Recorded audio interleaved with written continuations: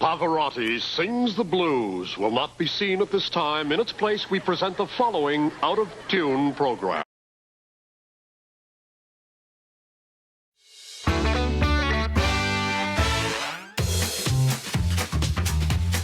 It's Breaking the News with Des Clarke.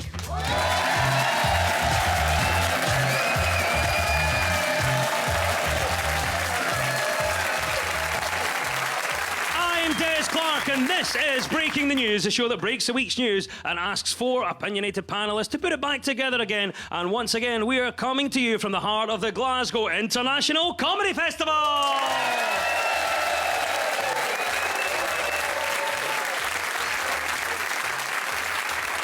As always, I'm joined by four brilliant comics. On my right, we have Neil Delamere and Ashley Storey, and up against them are Josie Long and Connor Burns. In the news this week, an American pilot caught over the alcohol limit before he was due to fly a passenger plane from Edinburgh to New York has been jailed for 10 months. Passengers were alerted when the co-pilot announced the flight was grounded due to a hiccup.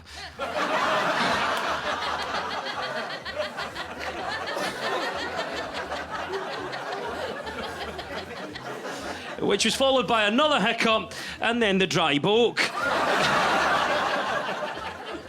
Bakery chain Greggs had to shut some of its stores due to an issue accepting payments this week after several customers in East Kilbride tried to trade their kids for a sausage roll.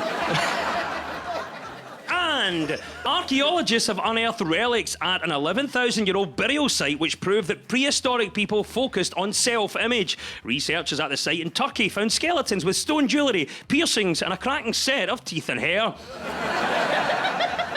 Right, you've met the panel. Let's crack on with round one.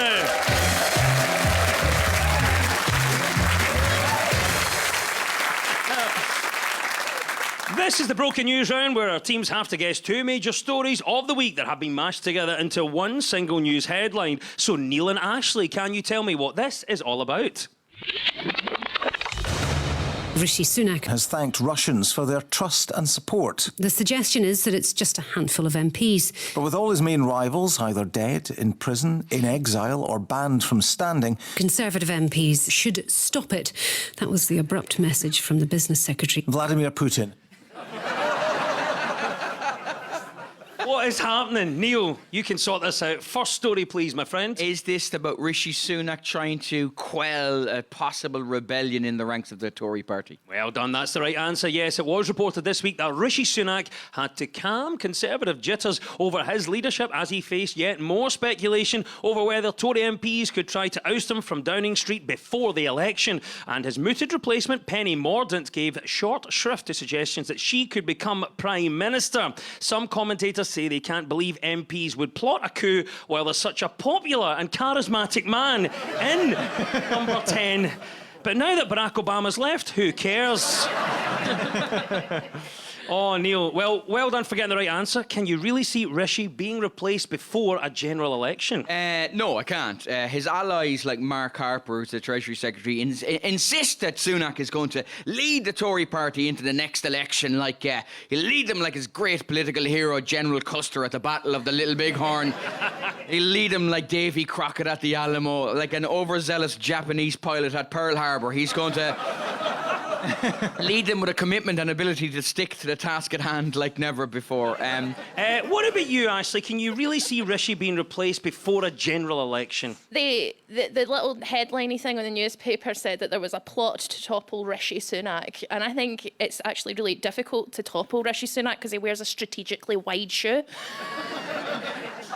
Josie, I'll bring you in this one. Can you really see Rishi Sunak being replaced before a general election? The thing is, if he goes, there's some small shoes to fill. Small shoes to fill. I just think that, things are so bad now. Everywhere you can feel how bad it is. And I was just thinking about, I went out and I saw someone who was this old guy, and he was so drunk, and he was staggering. And he fell over, and he was sick all over himself. He was sick all over the floor. And then he got up and he fell into a bin. And honestly, that bin could do a better job than Rishi Sunak. They're throwing in a lot of different names just now for it. So there's Kemi Badenoch, Suella Braverman, Grant Shapps. It just shows you how like how advanced the Tory party is getting, because those almost all sound like human names. Almost. Nearly got me there. Well, look, Connor started this chat already. Is there anybody we think would make a better Prime Minister? Any name out there? Neil? Okay, hear me out. There's a woman people haven't heard of, but I think she could kind of do a good job. Liz Truss is her name. I mean, she's pretty much untested, but I think we should give her a go. I really do. Did you have any other names you think, Ashley, that might make a better Prime Minister? Literally anything. See the guy who puts all the middle stuff out in a Lidl? He'd probably be better. He's used to the unexpected. He is used to the unexpected. More to the right. Yeah. More to the right. More to the right. More to the right. More to the right. No, fully to the right. Fully to the right. Yeah. We call that the Farage aisle. Put it down there. Yeah. Oh dear, I love this. Several senior Conservatives have urged their fellow party members to get behind the Prime Minister, as otherwise you can't see him in the photos.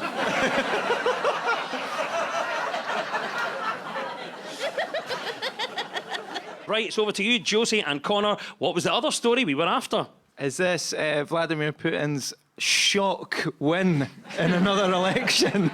That is the right answer. Yes, Vladimir Putin has thanked Russians for their trust and support after he claimed victory in the country's presidential election. It's his 5th term, which will keep him in the Kremlin until at least 2030. But with all his main rivals either dead, in prison, in exile, or banned from standing, many Western countries, including the UK and the United States, claim the election was rigged. It is always suspicious when a leader has no real opposition, an iron grip on their allies, and stays in power for a long time.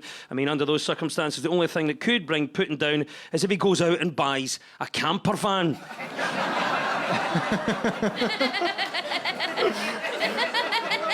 Nobody can get one, all I'm saying. No, but it was interesting because Zelensky from Ukraine came out and said that he'll only feel like justice has been served when he sees Putin sitting in the dock at The Hague. And, you know, it was amazing. I didn't even know he was an Otis Redding fan.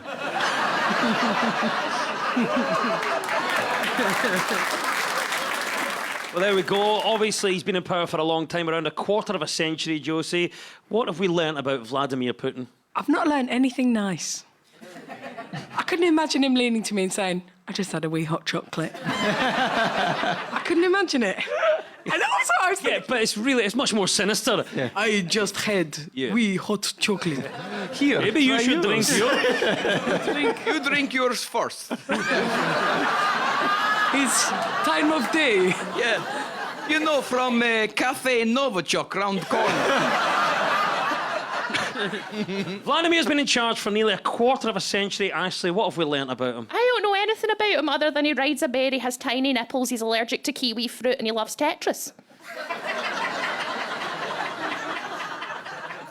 That's everything there is to know about him.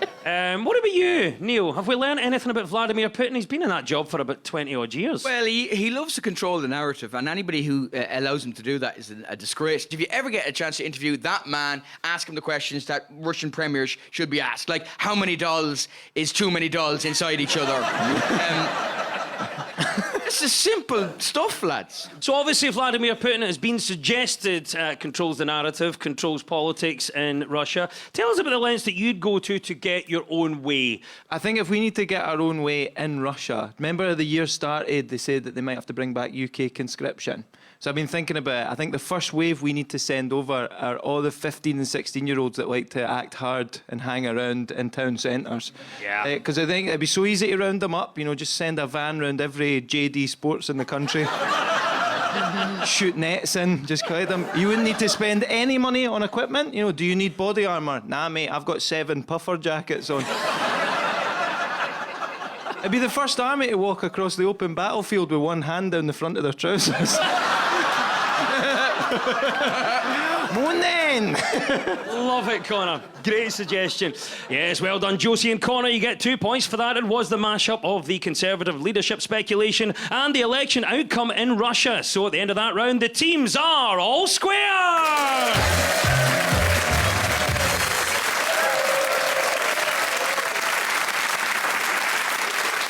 Much of our news is about public opinion, so to find out what stories people are talking about, we spoke to two friends of the show, writer and presenter Alistair Heather and journalist and YouTuber Claire Johnson. So, Josie and Connor, what do you think Alistair is on about here? It does feel a bit like we're living through a new Victorian era of prudishness and pearl clutching. Although I do remember watching The Graduate in English class at high school, and we were all pretty shocked at the sex scenes, it must be said. What they're doing is they're reclassifying film ratings. You have absolutely nailed it there. That is the right answer, Josie. Well done. In the first major audience research for 5 years, the British Board of Film Classification have updated their guidelines on how they rate films for audiences. Stricter guidelines for sex scenes and nudity in 12 and 12A films have been introduced amid growing public concern about explicit content. BBFC President Natasha Kaplinsky said that the body would be taking a more lenient view of cannabis use from now on. Then ordered 2 more hot dogs and 5 bags of popcorn. I think it's quite funny that they use The Graduate in the little spiel to tell as well we're talking about age, because I found out last week that Anne Bancroft was only 35 when she was in The Graduate. Which means I'm the same age as the old ma. That's upsetting. I think it's really quaint that people are sitting there thinking that any child is going to the cinema now or watching stuff on DVDs. They're all watching KSI on YouTube. They don't care about the films you're showing them. So it's not really none of this, that effective then. No, none of this matters. It's just so people can feel like they're controlling young people, which they can't do because young people are going to live for longer than us. Said the old ma. Yes. Hello, do you want to come back to my house? Magnificent. Connor, I'll bring you in this now. Let's talk about film ratings. Do you remember the first 18 film that you saw? I remember me and my mates snuck into one, and it was like this horror film about a group of backpackers that checked into this place, and it was just like they had to endure this horrific torture and like inhumane cruelty, and then it turns out it was just an advert for the Travelodge. Josie, do you remember the first 18 certificate film? I do. It was Nightmare on Elm Street. Nightmare on Elm Street, what a classic. I was 8 years old, and my father had videotaped it and explicitly said, "This is not for the children to watch." Then my father was at church, and my mother was, I presume, in another room of the house. And I put on the film, and let me tell you, it was not a film for children to watch. There was one weekend, right, when my mum got out, she got out 2 videos for us to watch, and they were both PGs. And they were Of Mice and Men and The Elephant Man. And I swear to God, I call that weekend the weekend of no return. It was the worst weekend of my life. Worse than Nightmare on Elm Street. Those guys were only PGs, and it was... I was devastated. I like ran out of the living room, was like dry heaving in the kitchen. And my mum was like, "Get back in, you have to learn." I can see that, and I'll raise you. I saw Of Mice and Men while reading Watership Down. A lot going on, a lot to process, Neil. Yeah, and then I walked by an Ann Summers. So confusing. All rabbits.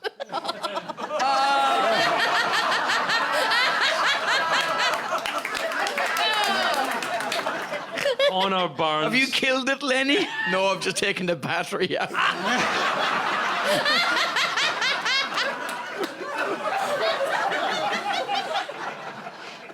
Yes, reviewed age ratings for films in the UK is the right answer. Well done, Josie and Connor. Neil and Ashley, it's over to you now. What do you think Claire is talking about here? Councils would go to any lengths to get people off the road these days. It's definitely one way of getting around the potholes issue. I'm one of these people who's always saying to friends, "Oh, well, come see you for the weekend," and I never actually make it. So it's amazing to think that we could just sort of pop out for an afternoon. They're saying in the next 2 years that we're going to have flying taxis. Yes, it is a story that the first flying taxi could indeed take off in the UK by 2026 and become a regular sight in our skies 2 years later if a government announcement goes to plan. The Future of Flight Action Plan, developed with the aerospace industry, also says drones and other flying vehicles will become more autonomous. We have, of course, been promised things like this in the past. Hoverboards and Back to the Future, jetpacks on Tomorrow's World, and most fantastical of all, Calmac ferries.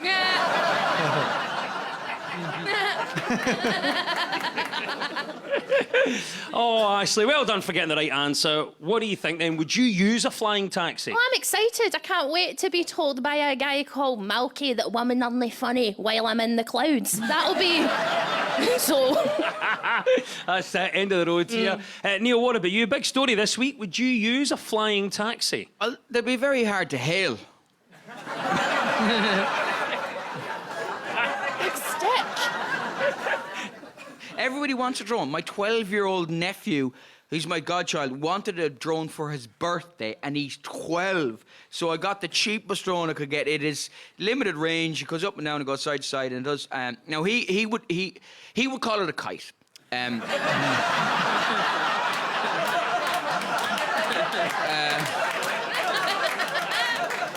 I would say paper drone, and he's always asking me questions. How high will it go? I don't know. How long is a piece of string? Just think it's wild that we live in a world where instead of fixing the potholes, we're going drones. To be fair, Let's just go up there. to be fair, there's potholes on my street that I think a drone would have to refuel halfway over. There's a pothole on my street. I looked into it the other day and I saw a kangaroo looking back at me.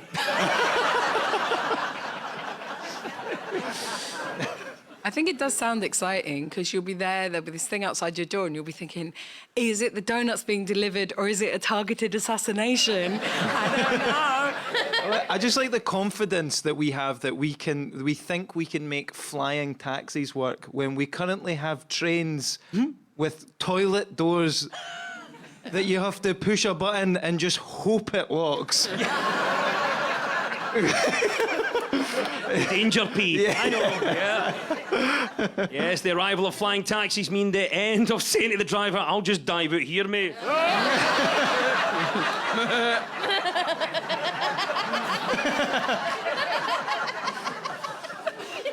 Well done. The future of transport is, of course, the right answer, and 2 points goes to Neil and Ashley.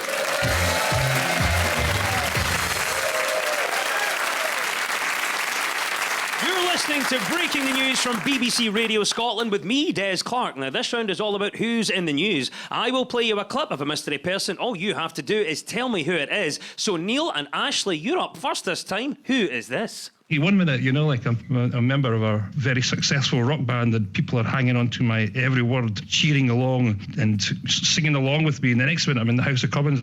Is that Pete Wishart? What a great shout that is. Yeah, that's been big this week.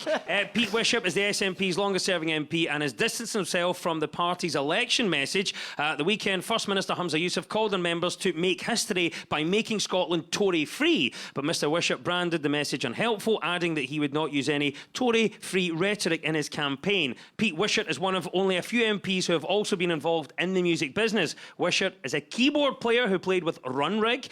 Tory MP and guitarist David Morris played with Rick Astley, and former Lib Dem MP Lemba Opic played with the Cheeky Girls.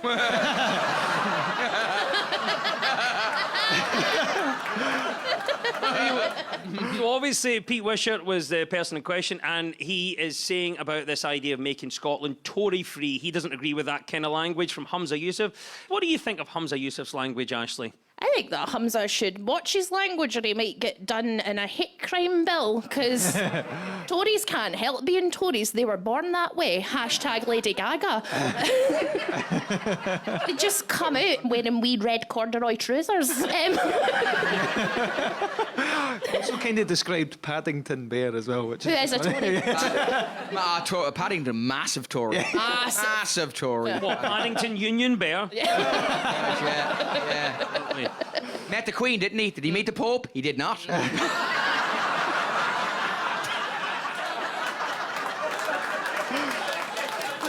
common knowledge. What did he eat? Marmalade. What colour was that?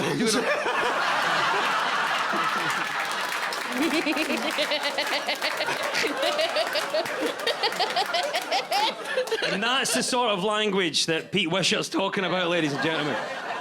I love that.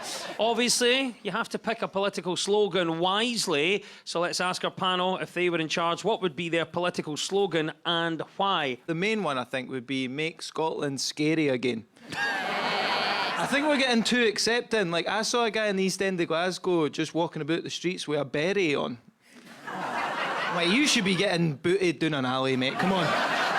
What is going on here? Make Scotland scary again, 2024. Yeah, I like it. I love that. This is great, Josie. We're getting a movement going here. We're talking political slogans. So what would be your political slogan and why? There was a video once of an old lady in Glasgow getting interviewed about Margaret Thatcher's death and about people celebrating her dying. And she just kept saying, and then people said, don't you think it's bad that you've no sympathy for her? And she'd say, too bad. Too bad. And I really feel like I would love to be someone who, like, did whatever they wanted, like, Putin style, but like good stuff. And then at the end, when people are like, what are you doing, Josie? You've been too harsh. I'll be like, too bad. Given the pothole problem, my political slogan will be, Ashley Storey, I'll fill your holes.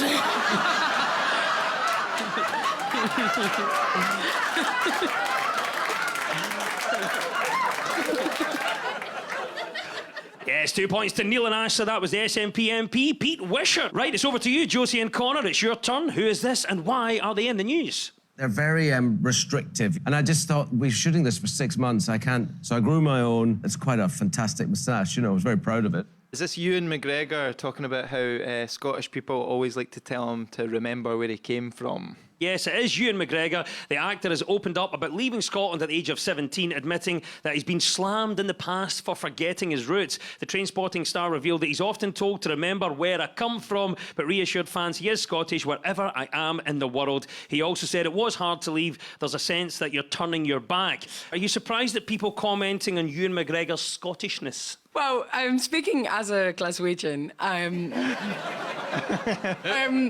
it's the same with Ewan McGregor. Like, he's lived outside Scotland, you know, since the 90s. He doesn't even know what they've done to Iron Brew. If he comes back and gets a can, he won't be able to cope with it. What do you think about this then, Neil? Are you surprised at people commenting on Ewan McGregor's Scottishness? No, it's a Scottish thing. It's an Irish thing as well. It's a small country thing. We don't want you getting above yourself, and it's a Celtic thing. I'll give you an example. I have done 2 triathlons in my life. I did one in the US, and everybody in the street was going, "You got this! You got this!" Can you imagine if you ran anywhere in Scotland or Ireland and people on the street shouted, "You got this"? The only time a Scottish person or an Irish person shouts, "You got this," is in a sexual health clinic.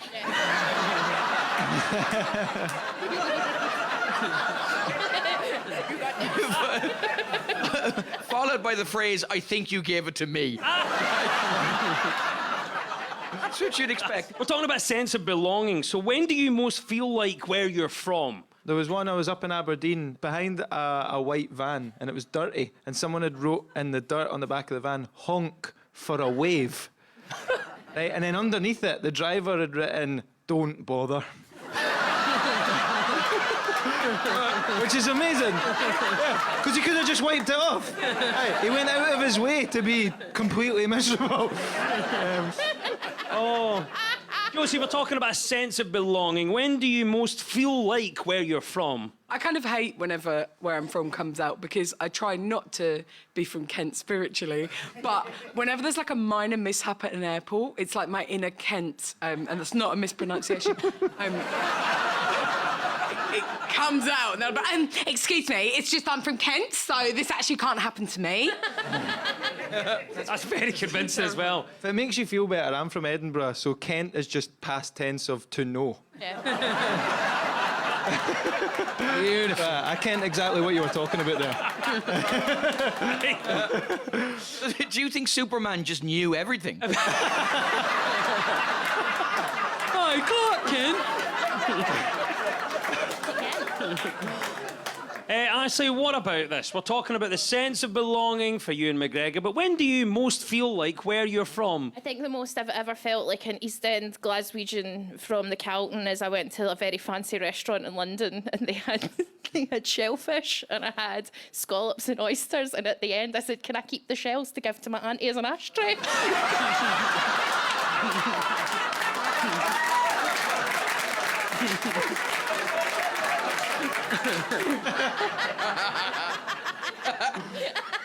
Yes, well done. Ewan McGregor is, of course, the right answer, and 2 points go to Josie and Connor.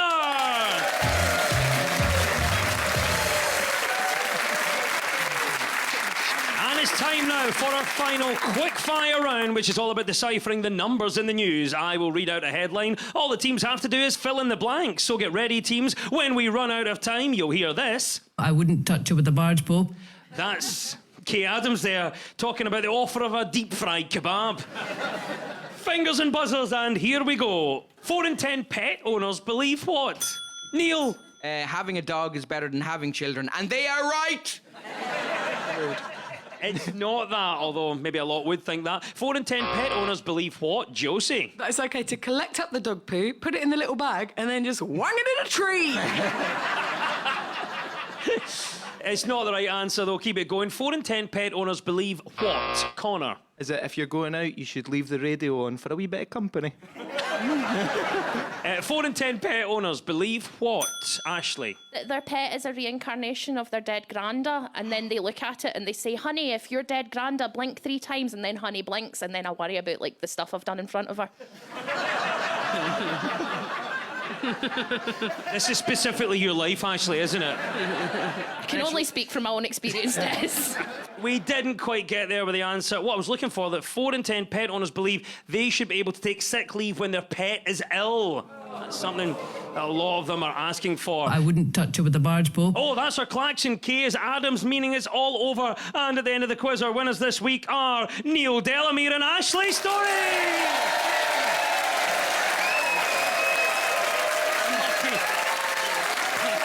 Commiserations to our runners-up. Let's hear it for Josie Long and Connor Byrne.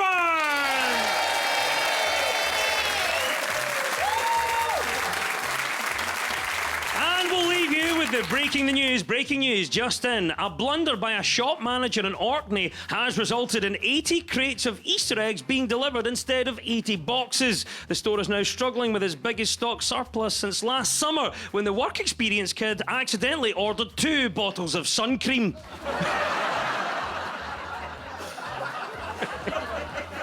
A curry daft Scot has turned his garden shed into one of the UK's most remote takeaways. David Gill's Black Rock Takeaway is nestled in the trees high above Loch Awe, around 27 miles from Oban. If you try to order from there and Deliveroo, the app just says, get it yourself.